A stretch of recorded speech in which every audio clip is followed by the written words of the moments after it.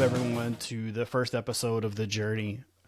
I'm the host, Dwayne Morton, and one of the things that has been a challenge, an invitation, I actually are going to take that word from the guest that is going to be on here, is just to move away from the negativity of the things that I had to go through, the misdiagnosis, the part with the shooting. It just is so heavy. I'd like to just kind of put it more as a footnote. And so this podcast is going to be spotlighting the people that I have been very blessed to learn and grow through over this year and 9 months. This recording is actually going to be on 12/23. So it's at the end of the year of this incredible part of this journey. And I am beyond excited to have this next guest. And the reason that I brought her on first, and I'm actually going to bring her up.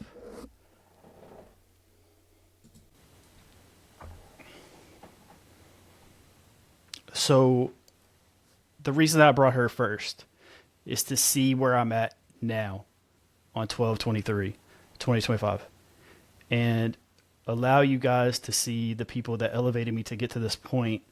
And then I'll explain better about the reason that I feel like she was the reason for the first guest. She has helped me through this whole process, find my emotions, find the enjoyment of life. And so I felt like it was really important to have her as kind of the point of where you get to see where I am now. And then all the other guests are going to be those steps that got me here. And so I want to welcome actually, I don't want to say the best friend that I've had, the one that like really has gotten to know me the best. And actually, as we record, this is actually us knowing each other for 4 months on today. And so it's really incredible. And then also, this is going to be a little bit more personal than some of the other ones, but, she's actually going to turn 42 on Friday. And so what I want to do is I want to introduce her, but I'm not going to tell you like what she does. This is going to tell you about like how we met and those type of things. And then we'll just kind of go into it. And then as you'll hear different parts of the story, then we'll talk about like why she was the perfect person to elevate me to get to this point. Okay, Sarah. Welcome to the show. Welcome to the journey. You. So you've been such an integral part. That's the reason that I chose you as the episode 1. How was it like how we met? Like, it was just so illogical, but it was also, it makes perfect sense. Is to find these two people who have just, were searching for someone who could understand them. What is your thoughts on that part? Yeah, it was very synchronistic and like you said, also kind of that illogical. And like I like to say, sometimes being delusional is de-illusioned, which is that illogical part. And it felt like knowing you forever as soon as we met, which again goes to that illogical part, first time meeting and talking, but it was instant resonance. And in my journey so far, I haven't met so many like minded people that also are so driven and committed to, you know, continuing that growth and expansion while serving others and helping along the way. And that true leadership that's authentic and grounded and that desire to be embodied in that deeper continually and to finally meet more people like that now in my journey. I've met a few along the way, but as most of us are like this, no, we're kind of scattered around. So it's nice to connect online and to spend that time getting to know each other has definitely been a blessing. And just the community and tribe around both of us. It's a lot of really beautiful, powerful people coming together, which is what this world needs most. So I'm incredibly grateful and very happy to be here today. Yeah. So I'm extremely grateful that we crossed paths. The I think part of the thing was like where I was emotionally aware. Like I thought I was in decent shape, and then when I met you, I was like, and not to get a comparison, but it was just like it was an inspiration. I had never met someone that inspired me so much on a heart love level, and so you have an incredible journey to get to where you're at, but also the fact that way that you embodied it. And so I think that was the thing that really just was like extremely inspiring. And then even the people that I would introduce you to that I felt would be like these perfect matches of emotional awareness and even embodiment. And then realize that like even they would tell me like they were like the level that you are was Thank beyond them right now. And I know you don't like the word compare, but that would be the feedback that I got from several people. Was so I feel like that was the part where I was like, oh, this person can really get me to where I really want to be at, to drop the traumas, to really put the things that were important, what people were wanting me to come on podcast and talk about, or those type of things. And so you've helped me put those into a footnote. And I just want to say thank you. And I'm so grateful to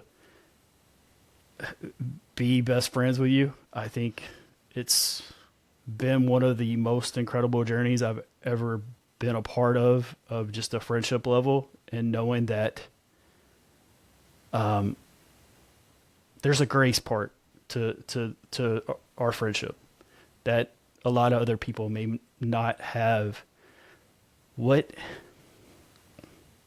How was that with your experience with this? Yeah, it's like just a touch base on a couple of things you said as well. I part of that unconditional love and presence and embodiment that I've been so committed to over the years, and it's been a refinement process. And part of holding that space and that grace that you mentioned is so much of allowing people to be who they are, where they are, why they are, and not attaching behaviors to people, and the giving them the grace of growth and understanding. And none of us are perfect, and embodiment isn't about being perfect. It's about being human and elevating that at the same time. And it's an honor and a joy for me to get to share that perspective and presence and embodiment to let others know if I can do it, you can do it too. And I see that highest and best of everyone. I see their divine blueprint and their purest soul essence, and that current moment where they're at and their fullest potential. To me, it's one and the same. It's not a future destination.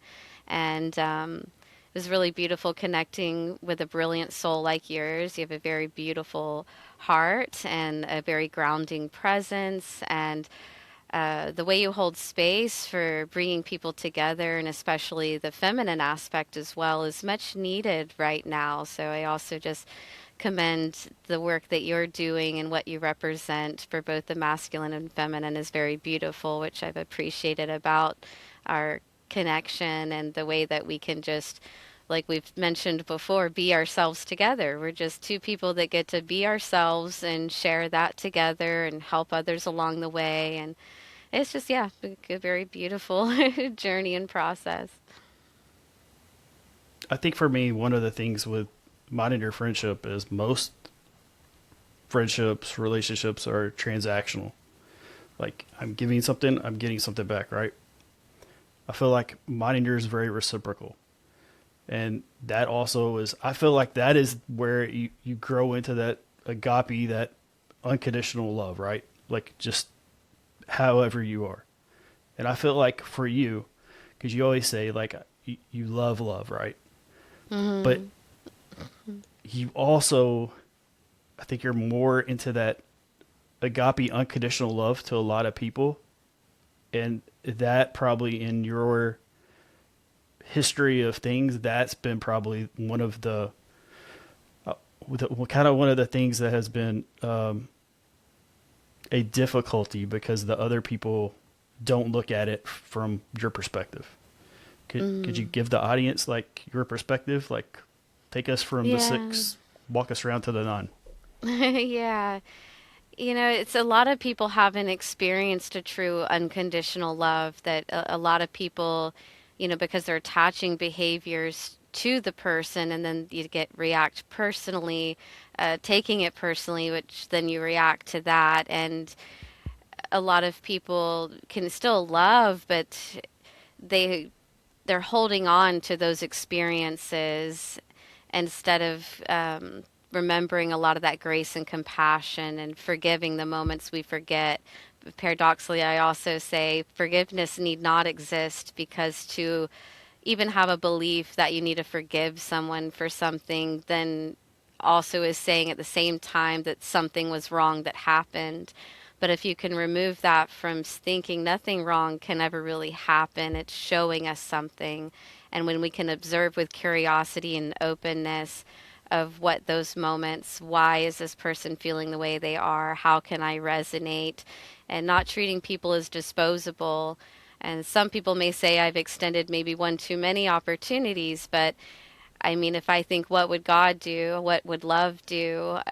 Knowing what I've been through too, I want to hold that compassion to give people an experience that they might not have had before. And I've literally had it told to me in the past that my love was too much love. They didn't know what to do with it, how to accept it. They didn't believe that it could be real.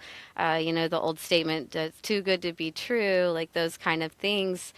And it's just allowing to know that we're all worthy and deserving. We don't have to earn love. You're already worthy and deserving of that love. We're born that way. And to just truly see people for who they are at a soul level and they're human and have the grace and understanding. And like you said, I love love. I say I am love. I feel like just a sparkly being of love that they're like, they gave me a human and I get to walk around on earth and just love people and be here. And that was jarring at first. I didn't understand from a young age. I had that understanding and feeling within me, but I didn't know that other people didn't automatically have your best intention at heart. And kind of being in that neurodivergent, which I call neurodivine consciousness, also you tend to just be very loving and trusting. And they learned the hard way and also a beautiful way that it's very different out there. It's kind of getting out of that love bubble that I'm living in and having these experiences, but it gave me an opportunity to show somebody love, and that gave me an opportunity, whether they weren't ready to receive it or not. It allowed me an opportunity to see the depth of my compassion and the strength of my character and how much I love people, and to just share that is the most precious gift that you can give someone. And also honoring sometimes your absence is love just as much as your presence is. And by honoring yourself and choosing differently and knowing when's the right time to go, I had to learn that as well. And learning that loving myself and lovingly removing my presence gave an opportunity to feel that absence, and have that space and time and growth and understanding. And it's been a refinement process, but I really appreciate your recognizing and acknowledgement of the work that I've done within myself. I've been focusing on it very consciously for many years now, and a devotion to grace and embodiment and being the highest aspect of love that I can be within a human while still maintaining that humanness. It's a very much my purpose and passion for life. Yeah. So the question for me is when, like, 24 hours before we met, like, you were saying prayers for someone like me to cross paths, and I was saying the same thing for you. Can you tell me, like, that 24 hours, like, before? Yeah, I kind of recently was in a transition of life where things start to fall away. But I always trust in knowing that if something is falling away, it means something even better and more aligned is coming towards me, and it's preparation and making space for that. And so I'd been praying to call in that, even more resonant, to share the purpose of what I do. And I'm so committed to get to share that with other people that understand it the same way and have had similar experiences, and stepping into that leadership more to, and leadership being presence, embodiment, the being it. That's the true way to lead, is just in the being.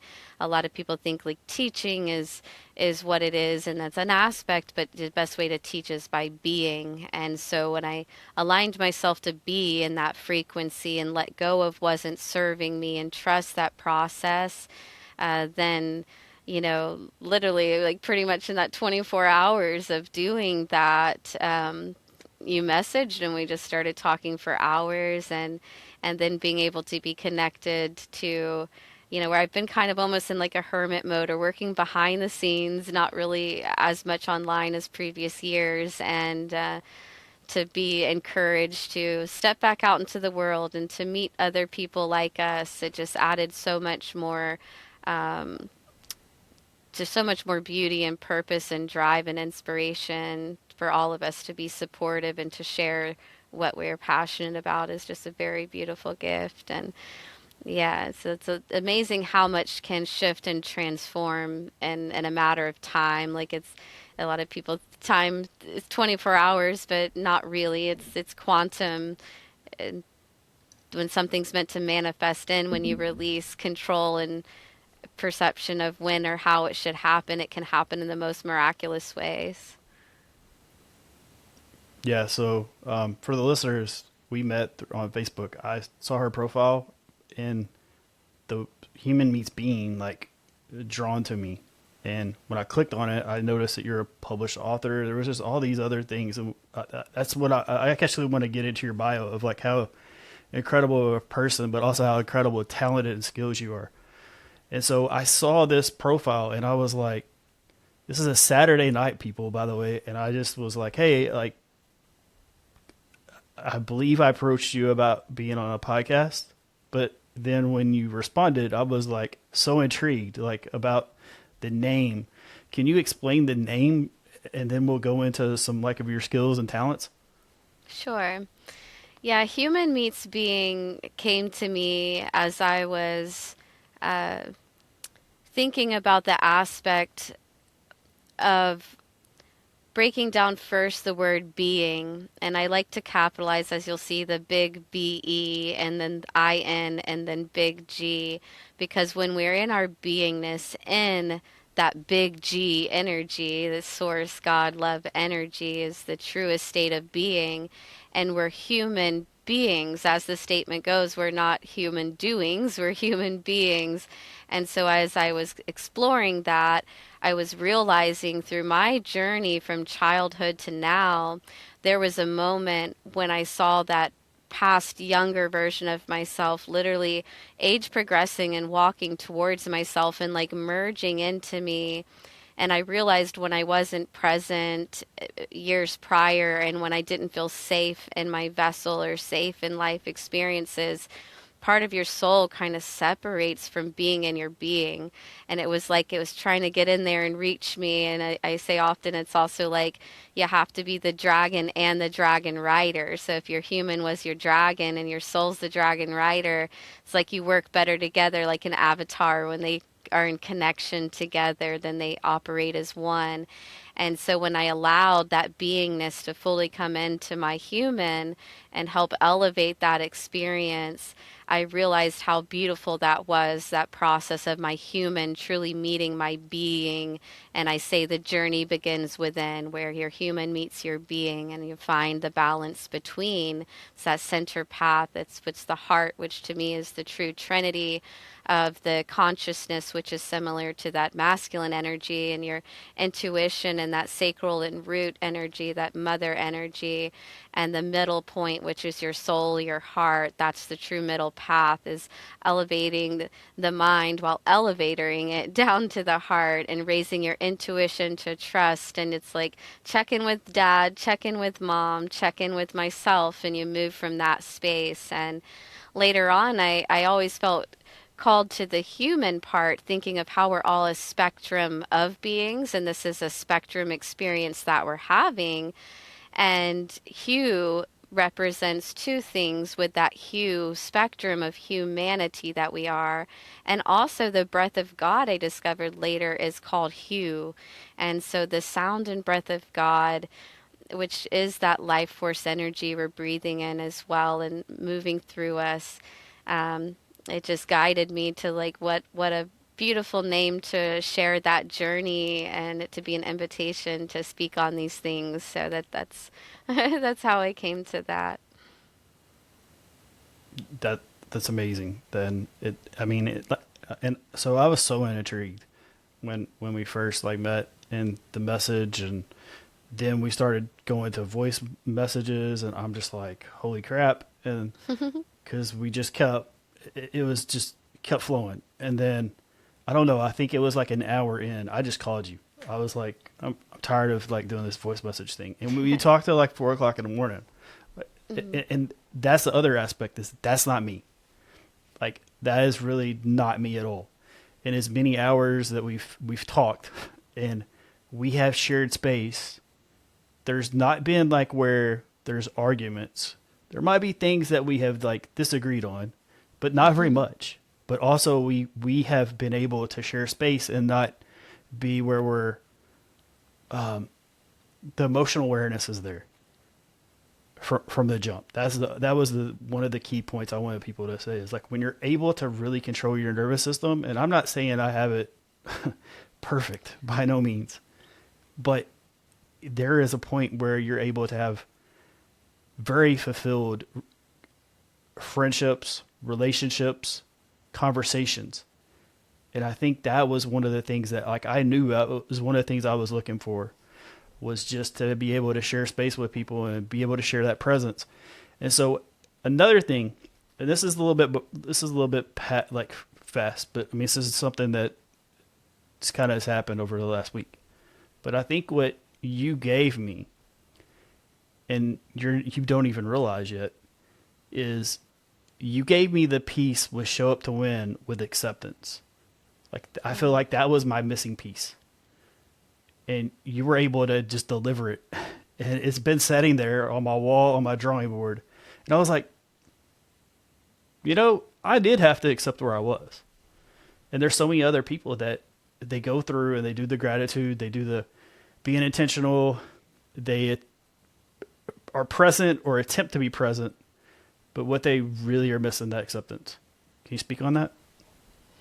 Yeah, and I'll touch base first on something you mentioned earlier as well, which is while you said, yes, there's many things that we agree on, and there's things that some may, like you say, like disagree.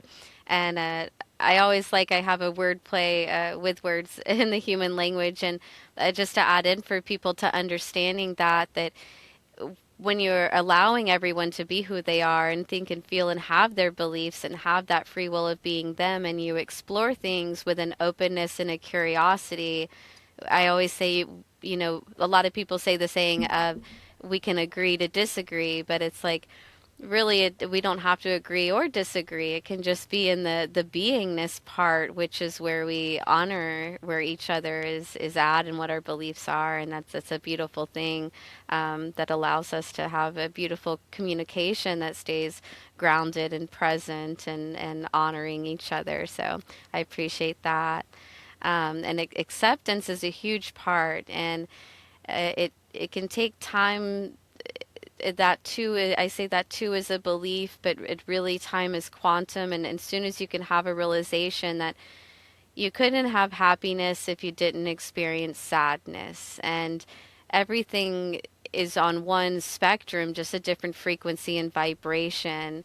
And when you accept that there's a reason for everything existing, and accepting where we at, why we're there, it brings a peace and a neutrality which keeps you clear and empowered, and that's the space that you can move with more ease and grace from that, and accepting others with where they're at, and remembering, when we've had our own moments, it's finding resonance in the heart and compassion and non-attachment, and just truly finding a way to radically shift the mind on this is happening for me. The sooner you can switch and accept as to why something's happening, if this is falling away, it's a redirection, and finding it as a compass instead of something personally happening to you, that makes it so much easier with that acceptance. Yeah, that's beautifully said. And the other thing is like I love how you use like you break down the word and then you like go and find the root of it. I mean, like there's some magical part, and that's also like where I want to get into your like skills and talents is like when you were telling me things, I was just like, holy shit. Like I was like, where does someone get the time, the energy to like not just be good at it, but to like really own it and really be able to embody that skill set. And so, you know, your work as an author is incredible.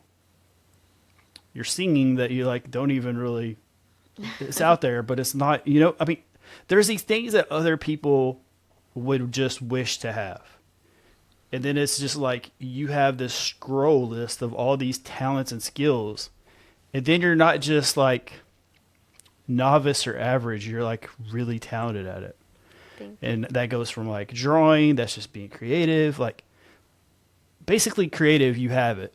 But then you have all these certifications that I've seen people usually have one, maybe two of, and you have like a whole list of them. And I think the internet is just starting to like find you. And that was another thing that was like really intrigued me was like you've been doing the work for a while. There's stuff out there. So you have the library of information out there on you.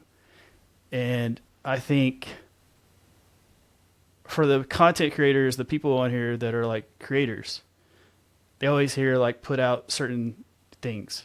For you, you have a whole library, but they all have different parts of skills and talents. And so I'm just going to run off just a little bit of what I know off the top of my head. Is you're a published author. You are you're 5 times theta healing certified. You're master Reiki. So it's not just you're a practitioner. That's the other part. Like I've heard people saying, hey, I do this, but like, and then you're like, all these instruments that you play. It, to me, I'm not going to say like I was not intimidated by it. What I was like, how did you do all this in 41 years? And it'll be 42 here in a few days. Yeah. um, and it's I always like to hear it all at once. It sounds like a lot, and I think for many years I didn't. Hold on. Sarah, hold on one second. Sorry not to interrupt you, but also like you teach belly dancing.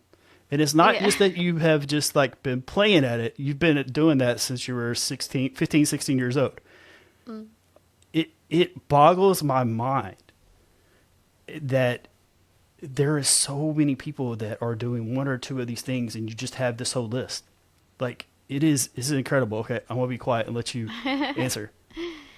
Yeah, it's just, I have a lot of consciousness, and when I live in that divine space, it's literally like multidimensionally living. And I don't meditate, I live in meditation. Everything I do is in presence and mindfulness. And again, it wasn't always that way, but I've been focusing on it very intentionally, kind of started reawakening into it very lightly in 2006, and then in 2012 I had another kind of deeper awakening of kind of starting to come across things like the movie The Secret, the book, the law of attraction, and it's like, oh my gosh, this is like how I've kind of been my whole life and didn't really realize that was like a thing, and a lot of it comes from like soul lifetime experience as well.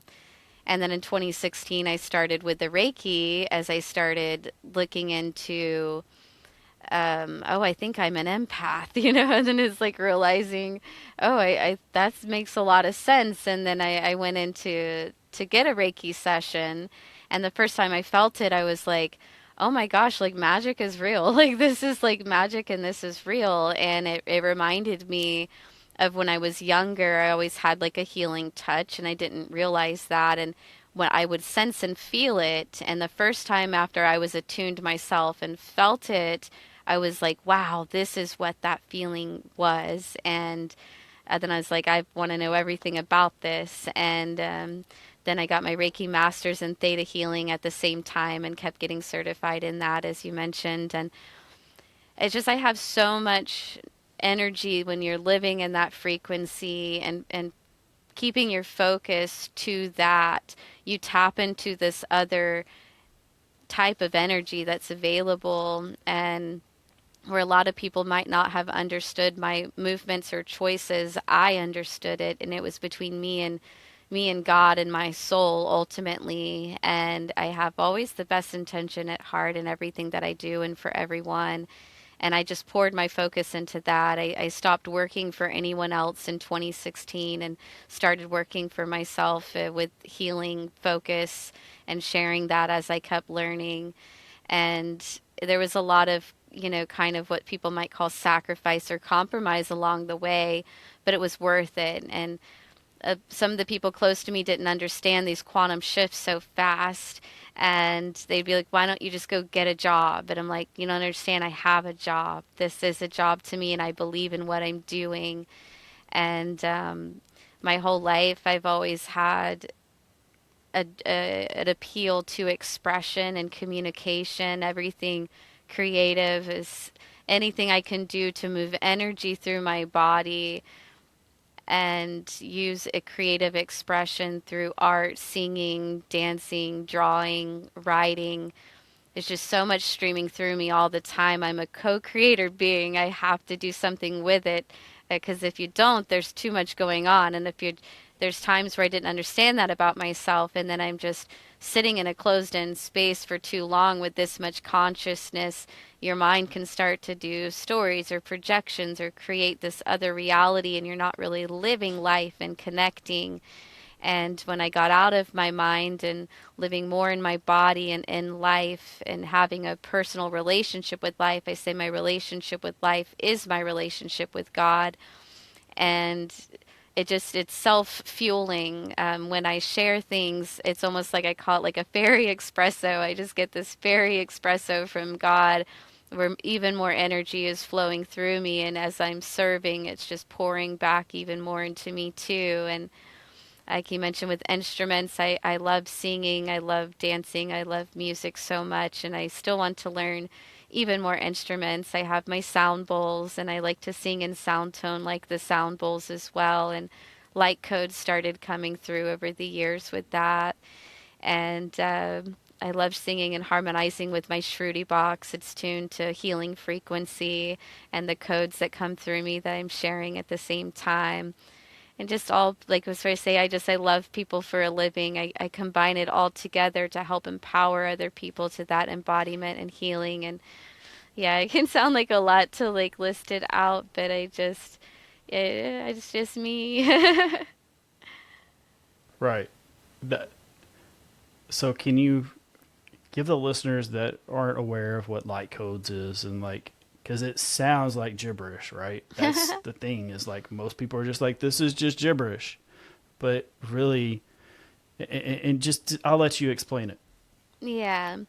So when I say light codes, what that means is just like in human language, when you make a sound, the sound you're making forms the word so that you can understand it.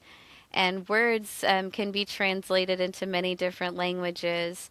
And the language of light isn't a human language necessarily. It's tuning in to go bypassing what the mind can start to think, and words can have different meanings to different people. So when you say a word, I say it's like walking in a minefield. You never know what word you're going to step on and blow something up, and then you accidentally have shrapnel flying around. Like, But when you don't use a human word that may have other meanings and feelings to people, you go straight to the heart and speak straight to the soul. And it's literally just the language of God. It's like music and harmonic codes. And actually, sometimes I tune into other lifetimes where before, after my second trip to Egypt, it was confirmed that part of what I was speaking was actually ancient Egyptian. So it's influenced from sometimes other lifetimes as well.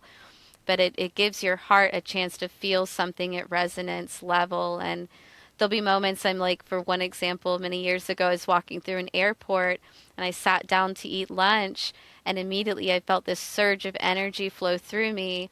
And you know, like when you get cold and your teeth kind of chatter from the energy, it was like so much energy flowing through me that I could feel it in my jaw like that. My teeth wanted to almost chatter, and I'm like, I couldn't eat my meal even though I was hungry. It was like I could tell that someone around me, there was a message that I needed to speak it to. And I tuned in and I sensed this waitress that was nearby, and I was guided to invite her to listen if she wanted to. And so I told her, I have a message that's coming through. And I explained a little bit about what I did and said, if you're open to receiving, I can share it with you.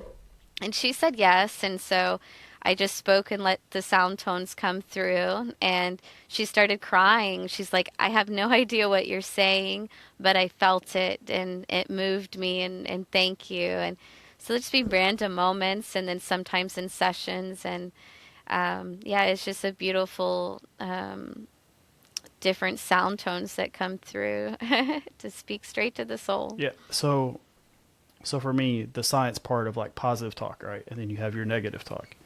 I feel like it's very similar for just the human mind. Like if you're not spiritual and you don't believe in miracles, which you're still science based. But that's the thing is like it's those little pieces of like cheese, right? Like to get to the big piece of cheese, it's like those little nibbles. And so I think that's really important. And then I think when I found out about your speaking light code, I had heard people that I knew that were familiar, but a handful of people. So there was another part of this where I had to trust and surrender that like what you were saying and those type of things. And so, of course I did my research to like, but also I realized that it resonated with me. And so I think that's another really a point is like, if any of this resonates with you, then just do your research and, reach out to you or someone else that, I personally would say reach out to you. But I think so many people just like when they don't understand something, they close it off. Mm-hmm. And so one of the reasons I wanted to bring this up was I had a kidney stone. We've known each other a month and a half, maybe 2 months when I had this kidney stone. Also, when I had I woke up, I quit taking painkillers. My left foot was killing me, throbbing. And I was like, I don't understand this. Why is my foot hurting? I should be more painful here. And so through you, how you're guided, all these things, I feel like you healed me. Like I 100%. And then also I know you're going to say I healed myself because of the belief and what you had kind of taught me. And I was doing the visualization stuff. So I will say a combination, it was we, but I know that like I had that person that I could really trust and surrender to with that. And then over Thanksgiving week on the Monday, I found out the kidney stone had disappeared. It's also a 5 millimeter stone for people. I did not pass it because I would have known if I passed that. Mm-hmm. And then the next day I went to a foot doctor and I'm thinking, hey, I'm going to have, my human brain is thinking surgery or coming out here with a boot. Like I told people I'm probably coming out with a boot, my human brain. And she was like, your foot is fine, except you just need to do some foot exercises and you have an extra bone in your foot. And it's felt great ever since. So I believe that we don't really tap into like the human capability. And so for me to you, like, I just want to say thank you. I mean, I know I've said it, but like on a public part is like, I feel you absolutely healed me. And then I also have the proof. That's the other part. And so, it's like you were saying the other night. It's like you can take the woo woo and then turn it into, woo hoo, right? Like you can be the Woohoo! excitement part. Yes. Yeah. You're so much better at being excited. And then also, it's like I said about my emotions, right? But when this kidney stone disappeared, I started being more emotional, facial facial expressive. For a long time, I was like a robot. And like, I know you went through that. So could you kind of tell the listeners a little bit about this change that you saw of me from not being expressive, not being emotional? I mean, like, not like showing emotions. Hmm. Yeah, and to touch base with what you're saying, and again, like you're saying, it's like you heal yourself, and what I do is create a bridge. So I say it's like bridging the human and divine. So I'm creating a frequency that's supportive for the vibrations to come to a harmonious alignment, and then it's your free will to choose that, and along with the physical realization how much our mind can speak to the body. And they're showing this with quantum physics and stuff as well, where just the power of thought can literally change and shift your vibrational alignment and frequency to a state of harmony where healing can take place. And a lot of the times, our choices and beliefs take form physically if we're not addressing them emotionally, mentally, energetically. It can take place physically to bring it to your attention.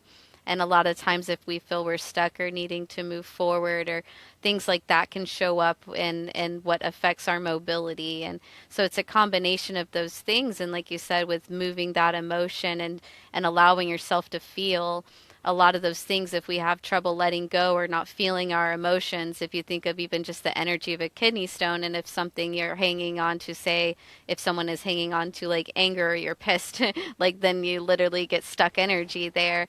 And when you clear those blockages in emotion, your body, it literally is energetically vibrating. Everything is just energy vibrating. So when you can bring that into a state of harmony, it can come to a place of healing, and that always starts within.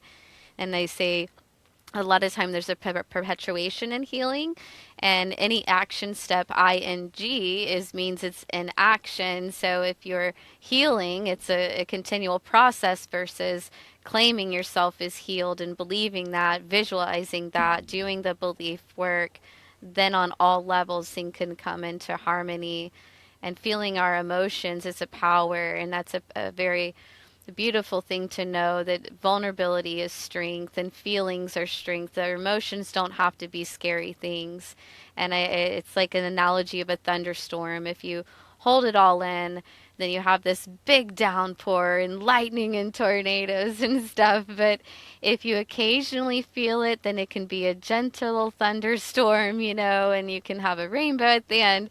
It doesn't have to be where it can have side effect and wreak havoc. But if you find yourself in that chaos, then just be the eye of the storm, and maintaining balance and harmony and presence is the state where all clarity and peace and healing is possible. But it's a choice of claiming it and owning it and feeling, and that allows everything energetically to flow.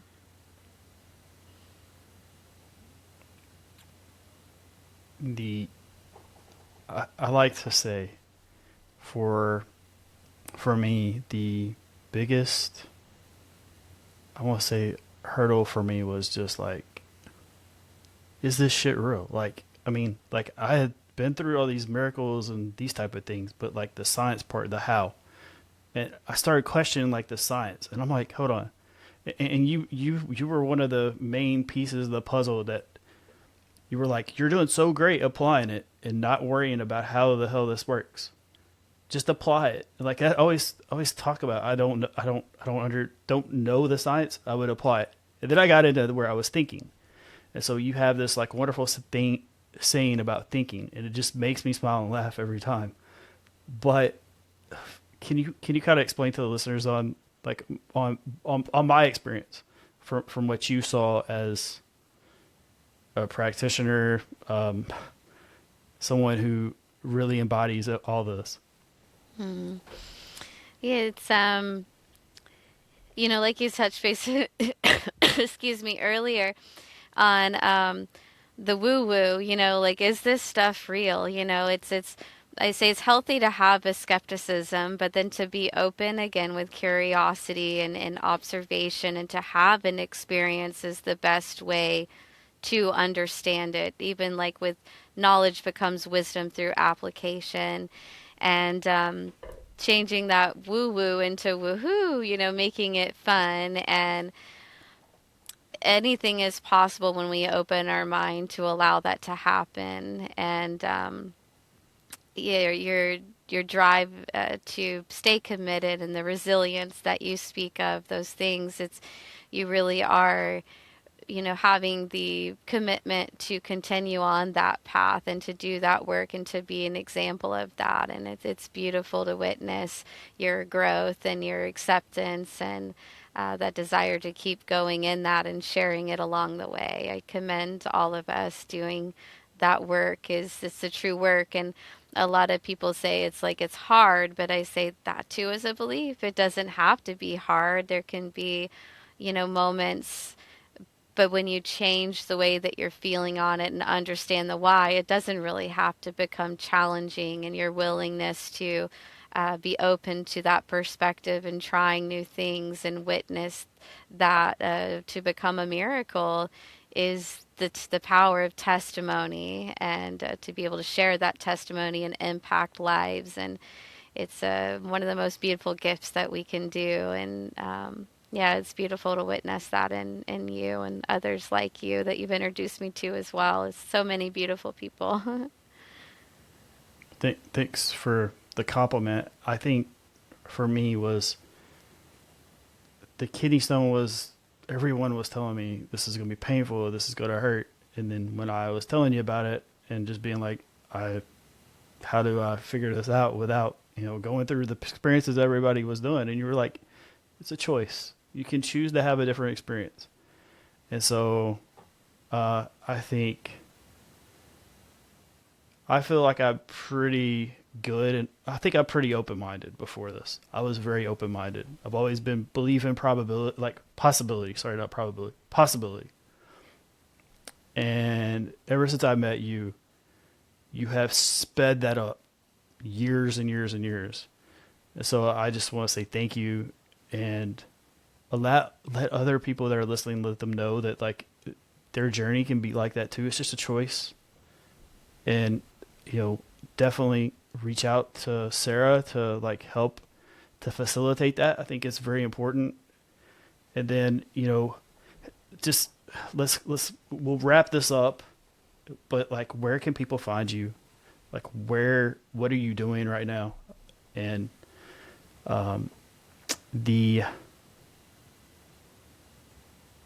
I think the most important part is how people need to know that you're approachable. I feel like a lot of people, when they see all the things you do, they get intimidated, or they feel like you're going to be extremely out of their price range, stuff like that.